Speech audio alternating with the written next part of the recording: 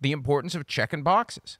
Keep that 1 seed. Force people to come to Santa Clara. Yeah, sure. That's how you're going to get to the Super Bowl. That's how you're going to win big. That's how you're going to finally get that Super Bowl win. And for them to fall flat on their faces a week after that was stunning to me. Of all the crazy things that happened yesterday, the fact that the 49ers lost the game, and you know how they still could have won. I mean, 41-yard field goal. When I was a kid, a 40-yard field goal was like, it was a big deal. Yards. Now it's now nothing. 55 is the over-under for saying, ooh, that's right. pretty impressive. 41-yarder is a makeable kick. Rookie kicker, drafted by the 49ers, had been great coming into this week. Missed it, lost it.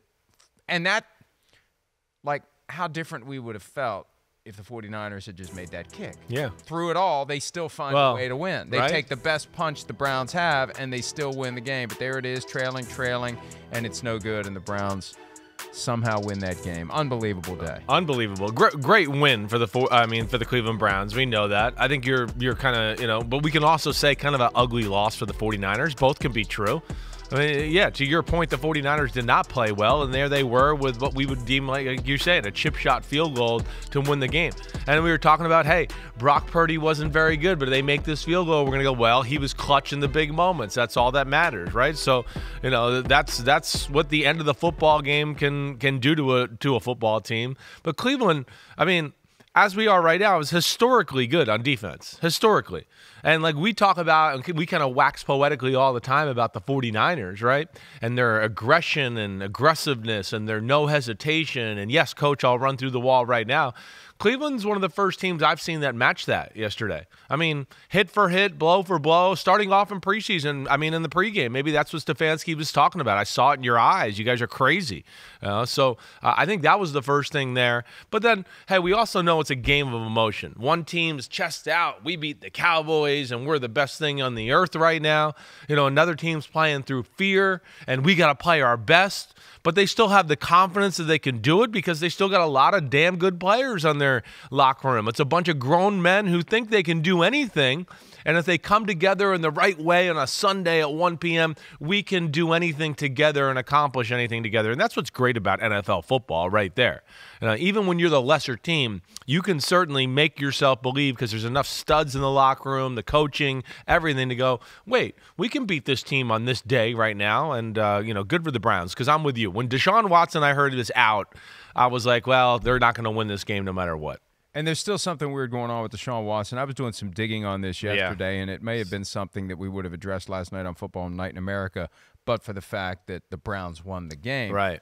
He could be back next week. Yeah. There is something with the shoulder. The rotator. That's keeping him from driving the ball. Yeah. And I heard someone say, either on one of the pregame shows or it was on Twitter, attributed to the pregame show, I can't remember specifically where, but just the idea that the Browns don't want to put him out there at 80%. But I'd still think that at 80%, you have to ask that question. Yeah. Is 80% Deshaun Watson better than 100% P.J. Walker, better than 100% Dorian Thompson-Robinson? At some point, as Watson improves, it's better to just go with him at some point. I would think so. Right? Yeah, right. So, right. But that takes a back seat because the defense was the story yesterday. Jeremiah Owusu-Koramoah, I spoke to him afterward, and the two things that stood out. One, Jim Schwartz studied the film, spotted the tendencies, he deployed. Right. You don't hear that against Shanahan very often, right? And Schwartz told them where to be, told them what to do, and it worked. But the physicality is the key. Yeah. And this was the quote from him. We're a physical team as well. We see their physical, but your physicality is not necessarily tested until it's met with somebody else who's physical, met with somebody else who's just as hungry as you. I think the aim was always to be physical, and you want to make sure that you meet a team that's physical with physicality. We saw that happen with the Cowboys and the 49ers, and the Cowboys crumbled. Right. And it may just be as simple as the bodies can only take so much. And what happened yesterday? Deebo Samuel injured, Christian McCaffrey oblique, ribs, and everybody. Look, I've been doing this long enough to know patterns. Everybody's so hush-hush about McCaffrey, it's making me think, it's a little scary. There could be an issue with McCaffrey. Right. Because if it was fine, they'd be saying, it's fine. Yeah.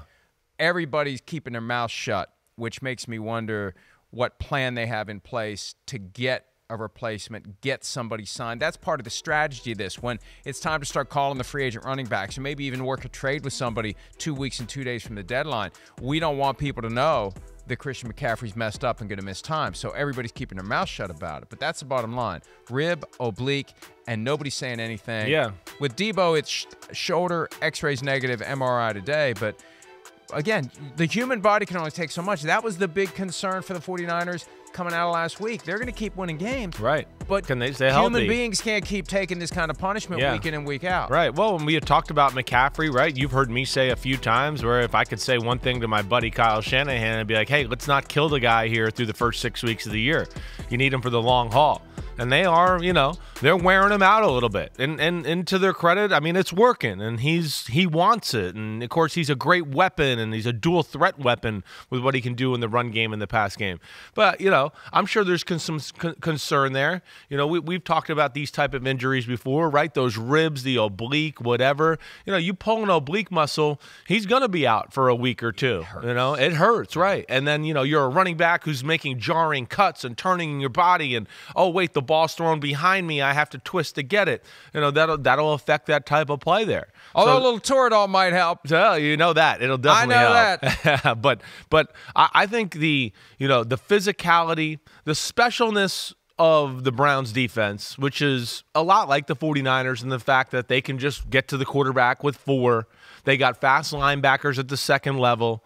And then their secondary is really special. And I think that's another reason Schwartz could put together a great game plan, as he's got 2 corners on the outside that he can trust in some of those Debo Samuel one-on-one, Brandon Ayuk situations. But Schwartz's game plan and his complete I don't know, revamping of himself and his new defensive approach on that side of the ball is one of the more impressive things in football. And that, to me, like what you said, Owusu Koromoa saying that Schwartz broke it down and knew what areas, there's one thing knowing or talking about it, but then to go out and apply it. And I think that was the thing that jumped out to me about the game, Mike.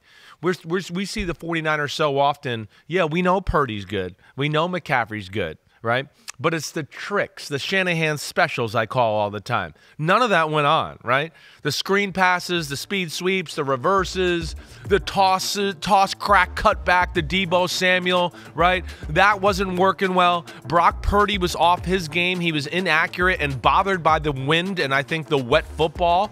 As you see here, there was a lot of balls that came out of his hand funny on this day, and that was off target by about 4 or 5 yards. So I think when you kind of play all that together, a tactical blitz every now and then. Schwartz did expose their you heard me yell a few times, their pass protection problems in the game, where he kind of had to feel like, wait, they're going to move this way, so I'm going to stand a guy here and have him drop and blitz somebody else and nowhere to be blocked. We don't see those things happen to the 49ers very often. By the way, on the issue of the weather, I have proven that I could be a weatherman. I finally have sealed. That's what you were grinning about when I was talking there? Well, I was grinning about 2 things. Every time you say Schwartz, I think of Spaceballs. Yeah. I was May grinning the Schwartz about be that. with you. Right. I see your Schwartz is as big as mine. But I also, when you mentioned the wind and the rain, I have proven that I can be a weatherman because I was flat out wrong. Yeah. And that is the hallmark of any good weatherman. You have to be wrong. And that was well, you weren't that wrong. Well, no, I pulled up the because you were saying it was going to be a monsoon. Right. And I pulled up the app on my phone. Yeah. And I did the whole weather report on Thursday. Right. And it wasn't going to be a monsoon, and it wasn't even going to be wet. Right. The rain was going to be done like around midnight. But it was wet. It was wet, and it helped the Browns.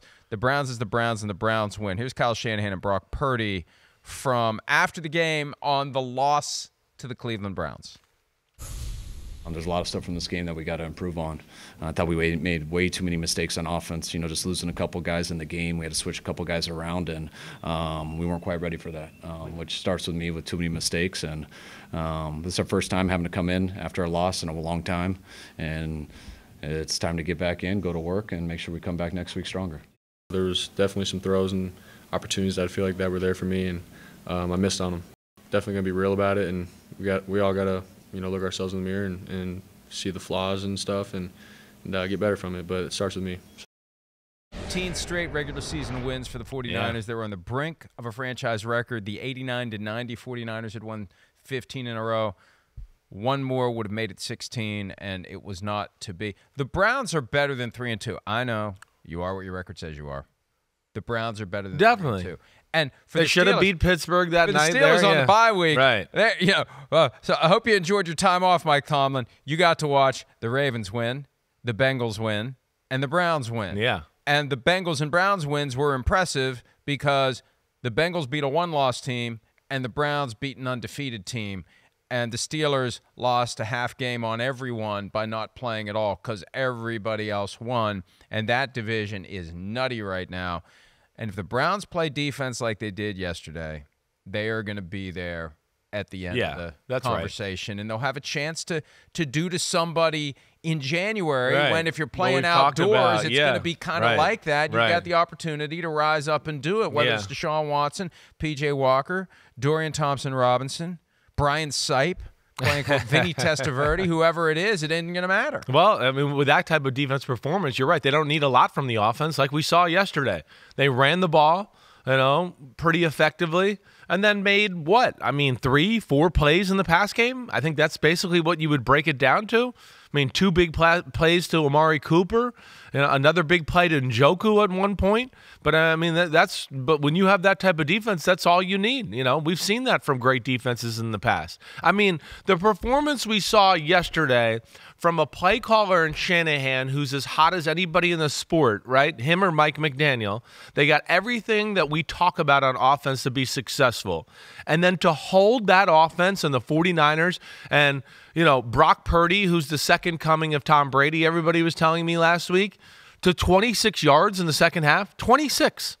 The 49ers went into halftime with 189 yards of total offense. They ended the game with 215 total yards, right? So that just tells you, as the game went on, the Browns got a greater feel. Schwartz got a greater feel for what they were doing, the attack and what Shanahan was trying to do, let alone some of the injuries I think affected the attack of the 49ers and what they wanted to do as well. But I'm blown away by what we saw there. Yeah, they beat them up physically up front a little bit. They got after the quarterback and exposed some of the protections.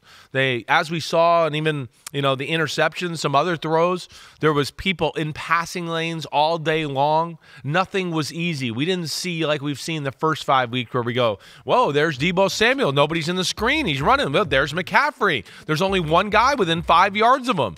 That was not a thing. And then, coupled with Brock Purdy's struggles, and then them and their 2 missed field goals like you talked about, right? A DB falls down covering Amari Cooper, and he gets a long catch, and then you add on Brock Purdy being off with what he's seeing and the accuracy of the football. That's how an upset happens to the best team in the league. Hi, it's Mike Florio. Thanks for watching PFT on YouTube. Hit subscribe for the latest news and analysis from Pro Football Talk.